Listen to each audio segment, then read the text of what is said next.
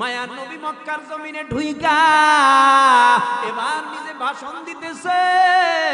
এ মক্কা নগরীর মানুষেরা ভালো করে শুনে নাও, তোমরা কেউ আমার বাবার আত্মীয়, তোমরা কেউ আমার দাদার আত্মীয়, তোমরা কেউ আমার চাচার আত্মীয়, তোমরা কেউ আমার নিজের আত্মীয়, তোমরা কেউ আমার ম্যাডাম বিবি সাহেবার আত্মীয়।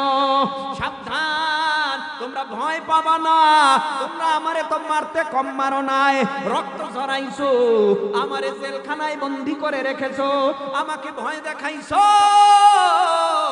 এখন ইচ্ছা করলে আমি এর প্রতিশোধ নিতে পারি, তবে আমি নবী প্রতিশোধ নিতে আসি নাই।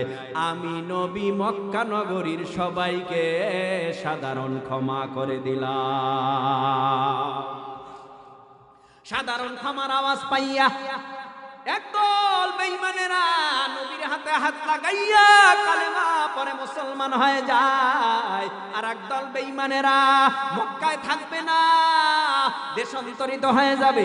ওই যে আবু জাহালের সন্তান আকরামা, তিনিও ভাগার জন্য নদীর কিনারায় হাজির হয়ে গেল। লম্বা ঘটনা।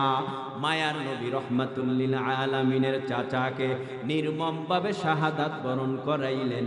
হ্যাঁ, অহসি কেমন কেমন নবী আমার ডেকে বলে, এই এই আমার চাচা, আমার চাচা আমির হামজা দুনিয়ার থেকে বিদায় হয়ে গেছে। আমার ফুফু আম্মার কানে খবর গেছে, কিন্তু খবরদার আমার ফুফু আম্মারে কিন্তু আমার চাচার লাশটা দেখাবা না। কেন কেন? বলে আমার চাচার লাশ বিচ্ছিন্ন বিচ্ছিন্ন, আমার চাচার লাশের কোনো নমুনা নাই। কান কাইটা, নাক কাইটা, ঠোঁট কাইটা, আঙ্গুল কাইটা, সব কিছু কাইটা কাইটা কাটা কাইটা কাইটা হিন্দা সে মালা বানাইয়া গলায় লাগাইছে।